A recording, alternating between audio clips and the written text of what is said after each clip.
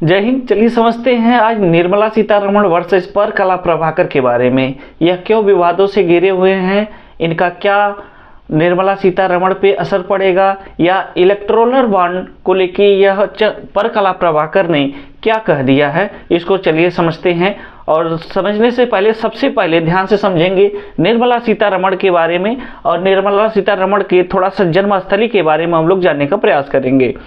निर्मला सीतारमण का जन्म 18 अगस्त 1959 ईस्वी को हुआ था, जिनके पिता का नाम नारायण सीतारमण है, वहीं माता का नाम सावित्री रमण है। और इनकी शिक्षा के बारे में अगर बात किया जाए तो इनकी शिक्षा सीता लक्ष्मी रामास्वामी कॉलेज तिरुचिरावापल्ली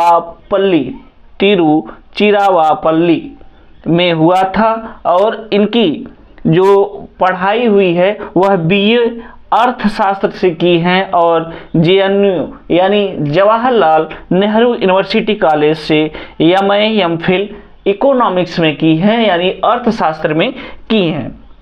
वहीं पे अगर थोड़ा सा बात किया जाए तो यह किस पार्टी से आती हैं, तो यह बीजेपी पार्टी की समर्थक हैं, एक मुखिया के तौर पे मानी जाती हैं बीजेपी की। अगर मैं बात करूं, यह पार्टी का एक अहम हिस्सा, अहम चेहरा मानी जाती हैं। और अहम चेहरा मानने के साथ साथ अगर मैं बात करूं इनके पॉलिटिकल कैरियर के बारे में, तो यह निर्मला सीतारमण 2014 में सबसे पहली बार सांसद हुई थी। और जो है 2024 आते आते अभी 10 साल होने को है। अब इस समय भारत की वित्त मंत्री हैं, और वित्त मंत्री के साथ साथ कारपोरेट मंत्री भी यह हैं। अब चलिए थोड़ा सा बात करते हैं इनके, थोड़ा सा यह वित्त मंत्री हैं तो इन्होंने कितनी बार बजट को प्रस्तुत किया है। अगर मैं बात करूं तो इन्होंने 5 बार केंद्रीय बजट को प्रस्तुत किया है, 5 बार केंद्रीय बजट को इन्होंने प्रस्तुत किया है। अब चलिए थोड़ा सा बात करते हैं 2021 में जब इन्होंने अपना बजट लाके स्पीच कर रही थी, तो उस समय स्पीच इनकी 2 आवर 40 मिनट यानी 2 घंटा 40 मिनट की इन्होंने स्पीच की थी, भाषण दिया था। वहीं 2022 में 1 घंटा 30 मिनट की स्पीच की थी, भाषण किया था।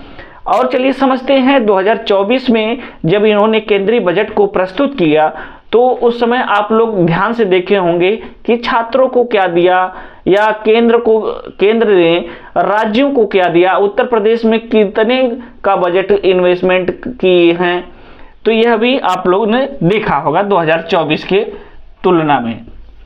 अब थोड़ा सा चलते हैं, देखते हैं कि पर कला प्रभाकर यह क्या है। अगर मैं बात करूं कि निर्मला सीतारमण के पर कला प्रभाकर पति हैं और इनकी जन्मस्थली कहाँ है, तो 2 जनवरी 1959 को इनका जन्मस्थली नरसपुरा आंध्र प्रदेश में पड़ता है, वहाँ यह जन्म हुई।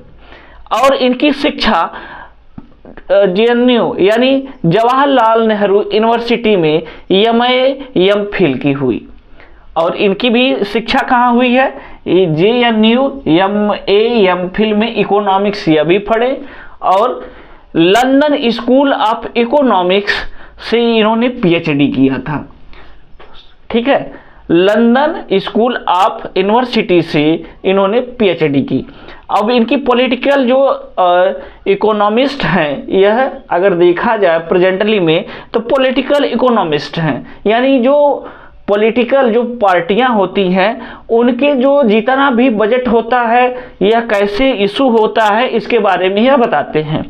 वहीं पे अगर थोड़ा सा और बात किया जाए तो ये communication adviser in the Andhra Pradesh government, यह आंध्र प्रदेश के जो कम्युनिकेशन स्किल होती है इसके बारे में यह सूचना देते हैं। अब यह क्यों विवादों में घिरे हुए हैं, इनका क्या है, समझते हैं। पर कला प्रभाकर ने अभी जल्दी में ही एक अपना बयान इलेक्टोरल बॉन्ड को मद्देनजर, इलेक्टोरल बॉन्ड को देखते हुए जो सूची तैयार हुई है उसके ऊपर स्पीच की है। और उन्होंने बताया है कि अभी तक देश में सबसे बड़ी अगर कोई पार्टी को चंदा मिला है तो वह बीजेपी पार्टी है। और भी इन्होंने कहा कि देश की सबसे बड़ी खराब पार्टी में अगर नाम गिनाया जाए तो यह बीजेपी पार्टी है।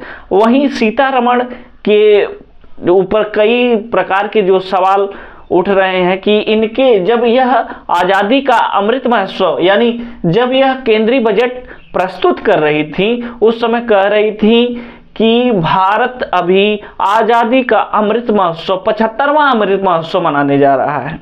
और आज़ादी के अमृत महोत्सव मनाने के साथ साथ ही भारत एक डेवलपमेंट कंट्री है। और इनके पति का कहना है कि सबसे ज़्यादा पार्टी बीजेपी जो पार्टी है वो सबसे ज़्यादा खराब पार्टी है, सबसे ज़्यादा चंदा लेने वाली पार्टी है। अभी तक जितना भी चंदा मिला है सबसे अधिक जो पार्टियों को मिला है वह पार्टी है बीजेपी। और इसको मद्देनजर रखते हुए यह भी उन्होंने कहा कि बीजेपी में अब तक जितने भी कार्यकर्ता हैं उनमें सबसे ज़्यादा जो सांसद हैं वह उन्होंने भ्रष्टाचार के मामले में अत्यधिक जो अपनी भूमिका को निभाया है।